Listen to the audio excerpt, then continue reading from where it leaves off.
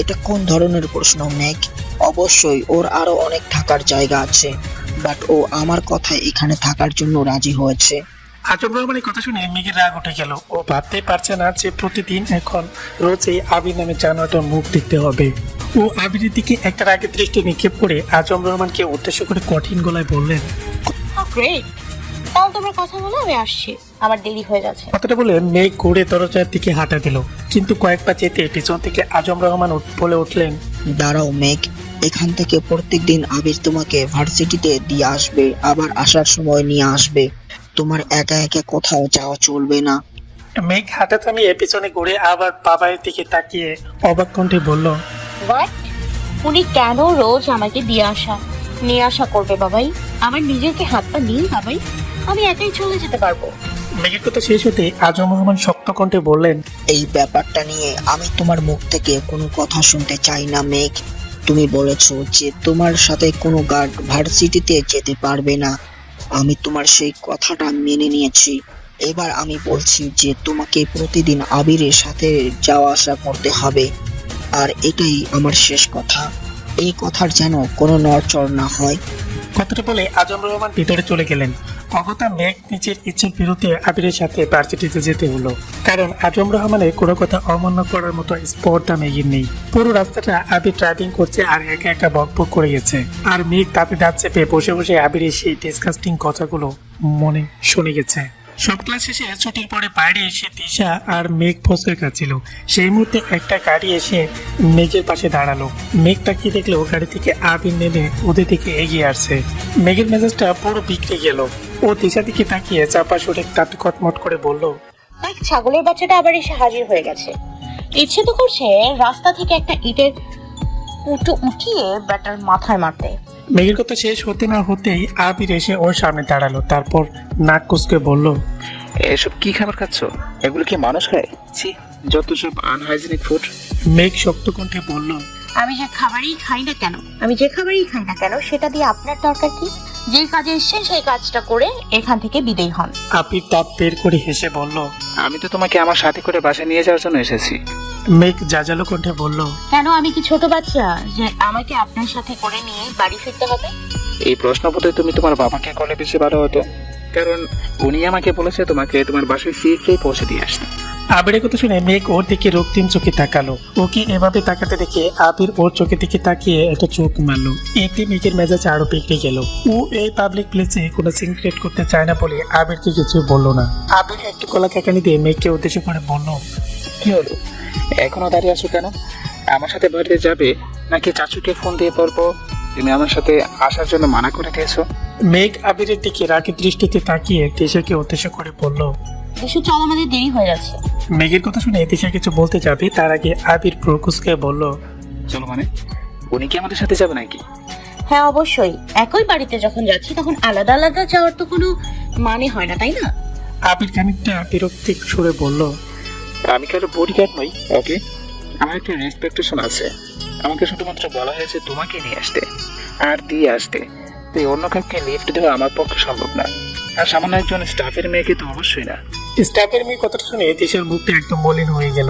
আজম রহমান ইউরোপে যে কোম্পানি আছে, দিশার বাবা সেখানকার একজন ম্যানেজার। দিশার বাবা মা দুজনেই বাঙালি।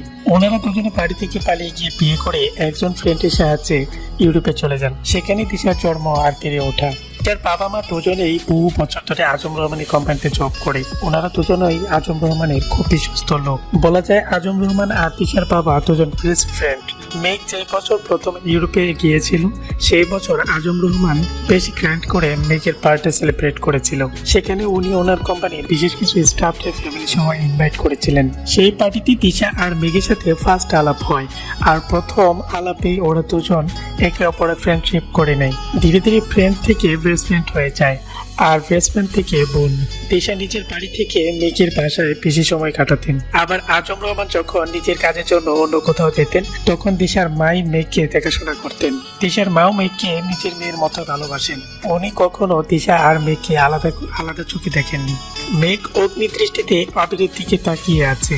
ও ওকে দেখে মনে হচ্ছে যে কোনো সময় আবিরকে কাঁচা চিবিয়ে খেয়ে ফেলবে। পরিস্থিতি সামাল দিতে তিশা মেঘের সামনে এসে হালকা হাসার চেষ্টা করে বলল, কুল ইয়ার, এত রাগার কি আছে? আবার মানুষের কথা কখনো কান দিতে হয় না, জানিস না? আর এমনিতেও আমার কোনো পাগল ছাগলের গাড়িতে ওঠার বিন্দু মাত্র ইচ্ছে নেই।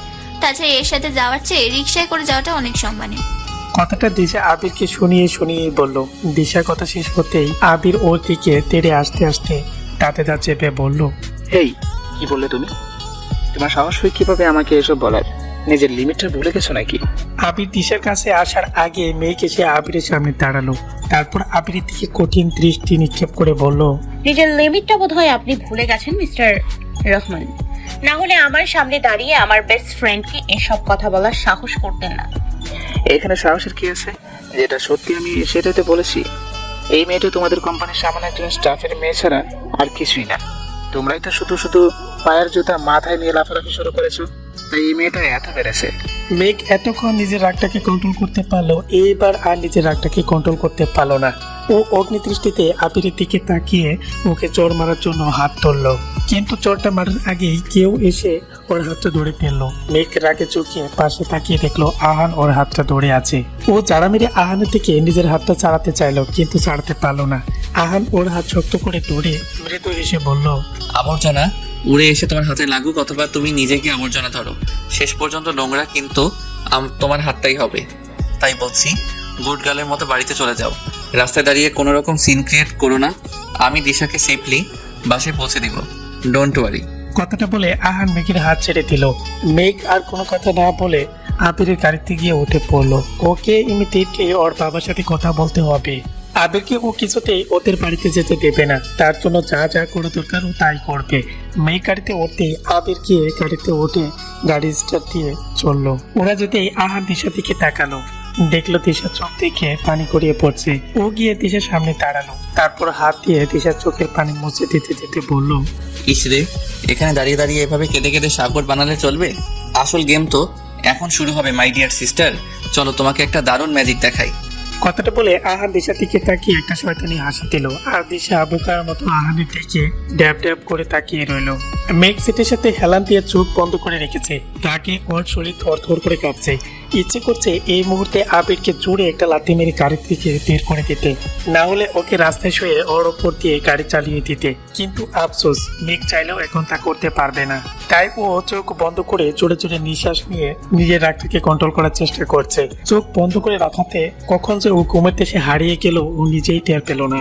মেঘ ঘুমের মধ্যে হঠাৎ অনুভব করলো তার গরম নিঃশ্বাস ওর চোখে মুখে আছড়ে পড়ছে। ওর ষষ্ঠ ইন্দ্রিয় জানান দিচ্ছে যে কারো শীতল হাতের স্পর্শে ওর গালের গভীরভাবে বিচরণ করছে।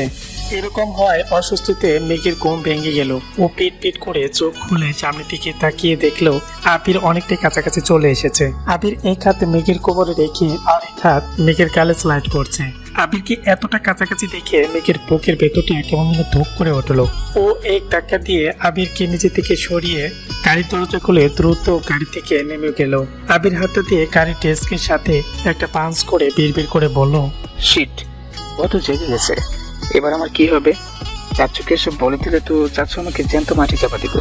কথাটা বলে আবিরও দ্রুত গাড়ি থেকে নেমে পড়লো। মেঘ বাইরে এসে দেখলো ওদের গাড়িটা একদম শুনশান একটা রাস্তায় দাঁড় করানো।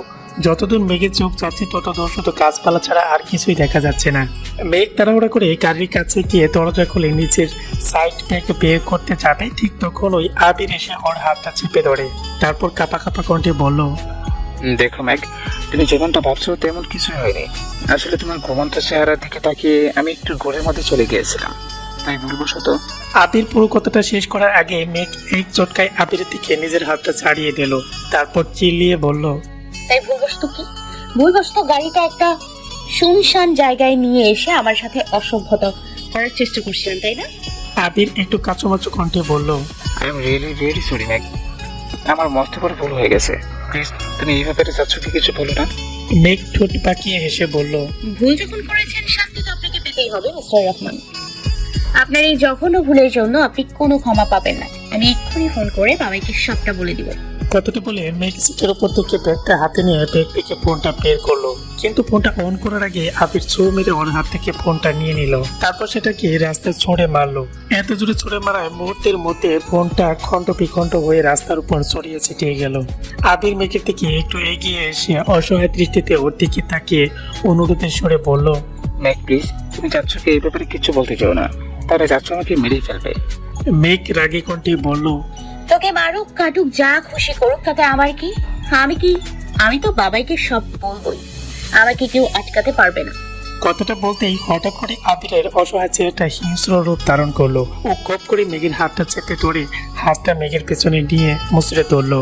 তারপর মেঘের পিঠটা নিজের বুকের সাথে মিশিয়ে নিয়ে দাঁতে দাঁত চেপে বলল, বাবার কাছে ফিরতে দিলে তো তাকে সব বলবি, আমি তোকে তোর বাবার কাছে ফিরতে দেবো না। আজকে থেকে তুই আমার কাছে বন্দী হয়ে থাকবি। আবির কথাটা বলার সাথে সাথে মেঘকে হাঁটু পেছনের দিকে নিয়ে বাস করে আবিরের মেন পয়েন্টে চড়ে একটা লাথি মারলো। মেঘের পায়ে পেন্সিল হিল পড়া ছিল, তাই এত জোরে লাথি খাওয়ার পর আবির আর 1 সেকেন্ডও সোজা হয়ে দাঁড়িয়ে থাকতে পারলো না।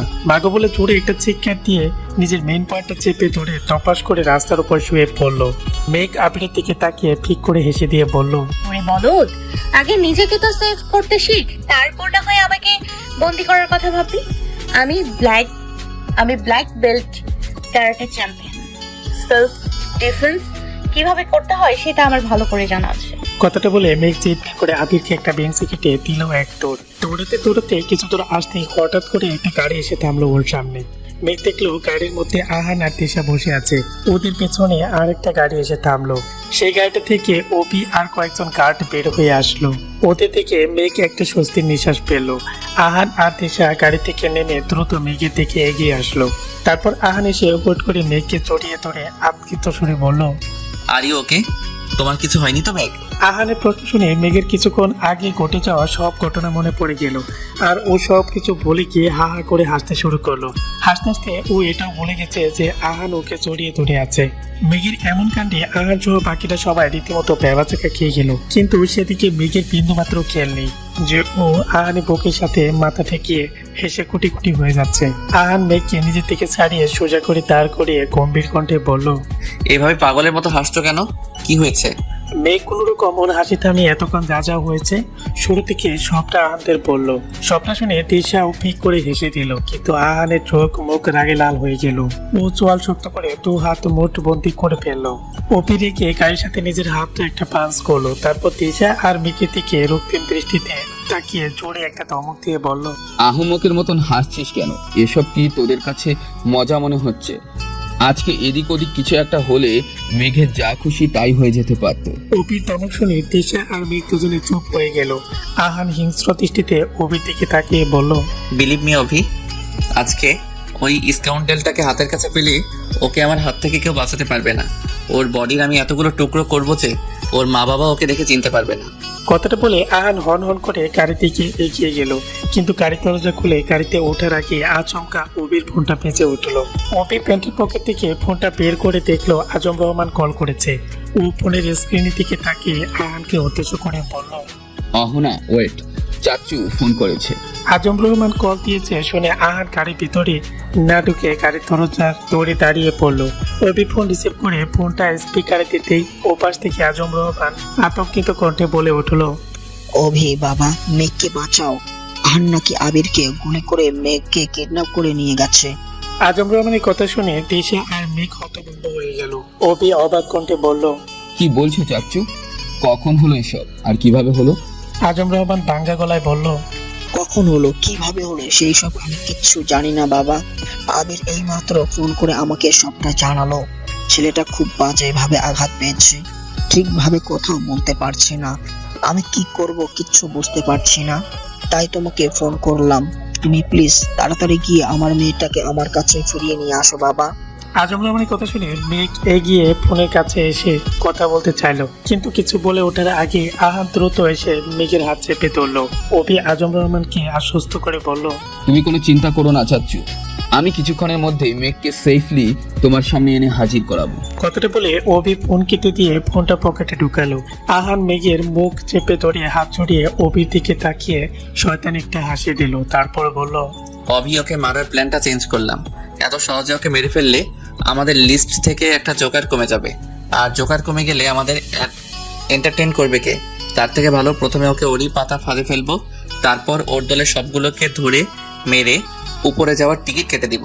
অপি আহানের দিকে তাকিয়ে একটা চোখ টিপ দিয়ে বলল, গুড আইডিয়া। দেখিস এখন থেকে ওদের বোনা জালে ওদেরকে এমনভাবে পেঁচাবো যে সবগুলো চোখের সামনে শুধু সরিষা ফুল দেখতে পাবে। আহান আর অপির কথা শুনে তিশা আর মেঘ অবাক হয়ে ওদের দিকে তাকিয়ে আছে, কারণ এর আগে অপি আর আহানের সাথে যখনই দেখা হয়েছে তখনই ওরা একে অপরকে তুমি অথবা আপনি সম্বোধন করে বলেছে, অথচ এখন ওরা দুজনকে তৈতকারি করছে, যার মনে হচ্ছে এরা একে অপরকে অনেক আগে থেকে চেনে। দিশা অপির কাছে এগিয়ে গিয়ে ওর দিকে গোল গোল চোখ করে তাকিয়ে বিস্মিত কণ্ঠে জিজ্ঞেস করলো, তোমরা দুজন সেদিন তো হসপিটালে মেঘকে নিয়ে কি ঝামেলাটাই না করেছিলে, একে অপরের সাথে এক প্রকার যুদ্ধ লাগিয়ে দিয়েছিলে, তাহলে হঠাৎ করে তোমাদের মধ্যে এত ভাব হলো কবে থেকে? দিশার প্রশ্ন শুনে অপি হাসলো, তারপর স্বাভাবিক কণ্ঠে বলল, আমাদের মধ্যে হঠাৎ ভাব হতে যাবে কোন দুঃখে? আমরা দুজন তো অনেক আগে থেকেই বেস্ট ফ্রেন্ড। অপির কথা শুনে মেঘ আর দিশার মাথায় আকাশ ভেঙে পড়লো। ওরা দুজন একসাথে চিল্লিয়ে বলল, জি ম্যাডাম, আপনারা দুজনই প্ল্যান করে ছদ্মবেশে বাংলাদেশে এসে নিজেদের খুব বুদ্ধিমান ভেবেছিলেন, তাই না? ভেবেছিলেন সবাইকে বোকা বানাতে পেরেছে, কিন্তু এটা আপনাদের ভুল ধারণা। এই পুরো প্ল্যানটা আমার আর আহানের ছিল, আপনারা শুধুমাত্র আমাদের প্ল্যানের ছোট্ট একটা অংশ ছিলেন। মেঘ ব্রোকসকে বলল। মানে? আহান গাড়ির সাথে হেলান দিয়ে দাঁড়িয়ে মেঘকে উদ্দেশ্য করে বলল। মানেটা আমি বলছি। মেঘ আর দিশা অপির দিক থেকে দৃষ্টি সরিয়ে আহানের দিকে প্রশ্নসূচক দৃষ্টিতে তাকালো। আহান বরাত কণ্ঠে বলা শুরু করলো, ইন্টারমিডিয়েট শেষ করেই আমি লেখাপড়ার পাশাপাশি আব্বুর বিজনেসে জয়েন করি। তার আগে নানা ভাই আর মামুনি মিলেই সবকিছু সামলাতো। আমি বিজনেসের কাজে জয়েন হতেই ওনারা কোম্পানির ভার আমার কাঁধে দিয়ে নিজেরা অবসরে চলে যান। আমি একা একাই নিজের মতো করে পুরো কোম্পানির হাল ধরি এবং মাত্র 2 বছরের মধ্যে সবকিছু নিজের আয়ত্তে নিয়ে আসি। তারপর নেমে পড়ি আমার মামুনির ভাঙা সংসার জোড়া লাগানোর মিশনে। কিন্তু সেটা করতে হলে আমাকে আগে পাপা আর মেঘ কোথায় আছে সেটা জানতে হতো। তাই আমি সিলেটে গিয়ে সবার আগে অভির সাথে যোগাযোগ করি, কারণ ছোটবেলায় অভির সাথে আমার বেশ ভালো বন্ডিং ছিল। মামুনি আমাদের নিয়ে চলে আসার পর ওখানে মেঘের সাথে কি কি হয়েছিল সবটা আমি অভির থেকে জানতে পারি। আর এটাও জানতে পারি যে মেঘ আর পাপা এখন ইউরোপে থাকে। তাই অভির থেকে পাপার অফিসের ঠিকানা নিয়ে আমি ঢাকায় চলে আসি। ঢাকায় এসে বিজনেস ট্যুরের নাম করে আমি ইউরোপে চলে যাই। সেখানে গিয়ে অভির দেওয়া ঠিকানা অনুযায়ী আমি পাপার সাথে দেখা করতে সোজা পাপার অফিসে যাই। সাথে কোনো রকম গার্ড বা পুলিশ প্রোটেকশন ছাড়া আমি সেদিন পাপার ছেলে হয়ে ওনার সাথে দেখা করতে গিয়েছিলাম। কিন্তু আমার নাম শুনেই উনি এতটাই রেগে গিয়েছিলেন যে সবার সামনে আমাকে যাচ্ছে তাই বলে অপমান করেছিলেন। শুধু এইটুকুই না, গার্ড ডেকে উনি আমাকে ঘাড় ধাক্কা দিয়ে অফিস থেকে বের করে দিয়েছিলেন সেদিন। ওই দিন ওনার উপরে আমার যেমন রাগ হয়েছিল তেমন ওনার আচরণে ভীষণ কষ্টও হয়েছিল। আমি কখনো ভাবতেও পারিনি আমার পাপা আমার সাথে এতটা খারাপ ব্যবহার করবে। আমি ওনাকে আমার বাবার স্থানে বসিয়েছিলাম, অথচ উনি আমাকে কখনো ওনার ছেলের স্থানটা দিতে পারেনি। কথাগুলো বলতে বলতে আহানের গলাটা দৌড়ে আসলো, আর মেঘ হতভম্বিত দৃষ্টিতে আহানের দিকে তাকিয়ে রইলো। ওর বিশ্বাসই হচ্ছে না যে ওর বাবাই আহানের সাথে এমনটা করছে।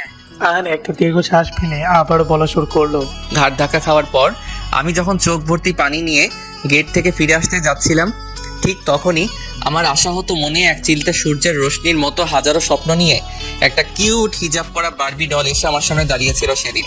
সে এসে কোনো কথা না বলে আমার কেটে যাওয়া হাতে ব্যান্ডেজ করে দিয়ে গেট দিয়ে অফিসের ভিতরে চলে গিয়েছিল। আর আমি মন্ত্রমুগ্ধ হয়ে তার যাওয়ার দিকে তাকিয়ে থম মেরে কিছুক্ষণ দাঁড়িয়েছিলাম। পরে যখন আমার হুঁশ এসেছিল তখনই আমি দ্রুত গিয়ে গেটের সামনে দাঁড়িয়ে থাকা গার্ডদের কাছে মেয়েটার ব্যাপারে জিজ্ঞেস করেছিলাম। তারপর ওরা যেটা বললো সেটা শুনে আমি কিছুক্ষণের জন্য কোমাতে চলে গিয়েছিলাম। ওরা আমাকে বলেছিল মেয়েটা নাকি ওই কোম্পানির ওনার আজম রহমানের একমাত্র মেয়ে তাসনুবা সায়াজ মেঘনা। সবেমাত্র ক্লাস 10-এ পড়ে, কিন্তু এইটুকু বয়সেই সে সমস্ত রকম সোশ্যাল ওয়ার্কিং এর সাথে নিজেকে যুক্ত রাখে। বিপদে পড়া যে কোনো মানুষকে হেল্প করাটা নাকি ওর প্যাশন। আর এই পৃথিবীতে আজম রহমানের একমাত্র দুর্বলতা নাকি ওই মেয়েটা। ওদের কথা শুনে আমি তখনই মনে মনে ডিসাইড করে নিয়েছিলাম যে আজম রহমানের ওই দুর্বলতাকেই আমি আমার ট্রাম্প কার্ড হিসেবে ব্যবহার করব। কিন্তু প্রবলেম ছিল একটাই, সেটা হলো আজম রহমান সব সময় মেঘের আশেপাশে কড়া সিকিউরিটি দিয়ে রাখতো। আর সেই সিকিউরিটির চোখ ফাঁকি দিয়ে মেঘের কাছে কারো পৌঁছানোটা এক প্রকার অসম্ভব কাজ ছিল। তাই আমি আমার নেক্সট গেমের প্ল্যান করার জন্যে বাংলাদেশে চলে আসি।